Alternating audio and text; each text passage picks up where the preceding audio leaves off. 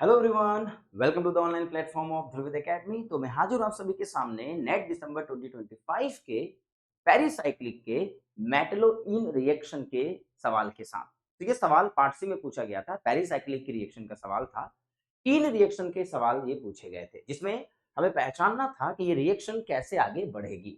तो शुरुआत में आपसे केवल ये बोला गया था कि मैं आपको एक मॉलिक्यूल दे रहा हूं जिसमें जिंक ब्रोमाइड को यूज करना था और बताइए रिएक्शन यहाँ आगे कैसे बढ़ती।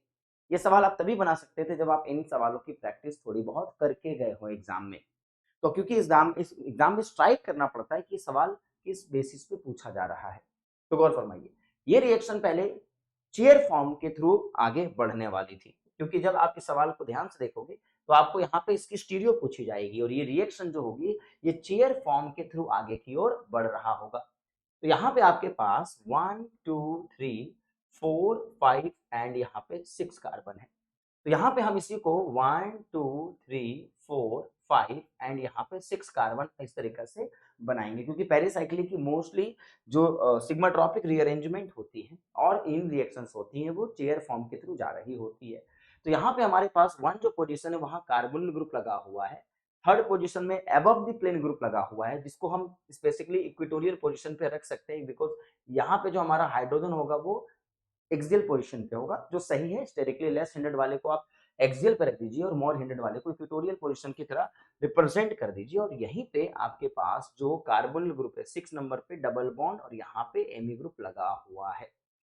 तो आप सभी इसको ध्यान से देखें, तो यहाँ पे जो हमारा एमी ग्रुप है जहाँ पे आपके पास मान के चलिए CH2H ग्रुप लगा हुआ है रिएक्शन जब आगे बढ़ेगी तो यहीं से हमारे पास रिएक्शन की शुरुआत होती है। ये हमारे पास अलाइलिक पोजीशन पे CH बॉन्ड है और ये बॉन्ड टूटता है, ये बॉन्ड यहाँ ट्रांसफर होगी और यही बॉन्ड CC बॉन्ड यहाँ पे फॉर्म होगी और ये ओवर H का बॉन्ड यहाँ H को एक्सेप्ट कर लेगा। तो आप इसे इन रिएक्शन कह सकते हैं। और चूंकि यहाँ पे जिंक है, मेटल जिंक ये काम करवाता है, जिंक ब्रोमाइड इसको एक्टिवेट करता है रिएक्शन करने के लिए, क्योंकि ये इलेक्ट्रोफिलिक एफिनिटी को बढ़ा देगा जब ये कोऑर्डिनेट कर लेगा इसके साथ, इसलिए इसको मेटलो इन रिएक्शन कहा जाता है। और जब ये रिएक्शन आगे बढ़ेगी तो आप देख सकते हैं यहाँ पे रिएक्शन को एक सीसी बॉन्ड फॉर्मेशन मतलब कह सकते हैं सीसी बॉन्ड यहाँ पे फॉर्म होगा और यहाँ पे हमारे पास ऑक्सीजन और कार्बन, यानी यहाँ नया कार्बन कार्बन के बीच में एक नया बॉन्ड फॉर्म होगा जो एक प्रॉपर 6 मेंबर की रिंग बन चुकी होगी। O पे माइनस बनेगा, बाद में इसको हम OH की तरह क्रिएट कर देंगे और आप देख सकते हैं यहाँ जो हमारा बॉन्ड बनेगा ये इक्वेटोरियल पोजीशन पे बनना चाहिए, बिकॉज इक्वेटोरियल स्टेबल पोजीशन होगी अबव द प्लेन। यहाँ भी हमारा एमी ग्रुप पहले से इक्वेटोरियल पे लगा हुआ है, यानी अबव द प्लेन ही लगा हुआ है। और यहाँ पे अगर आप देखें तो ये भी हमारा इक्वेटोरियल पोजीशन बन चुका है।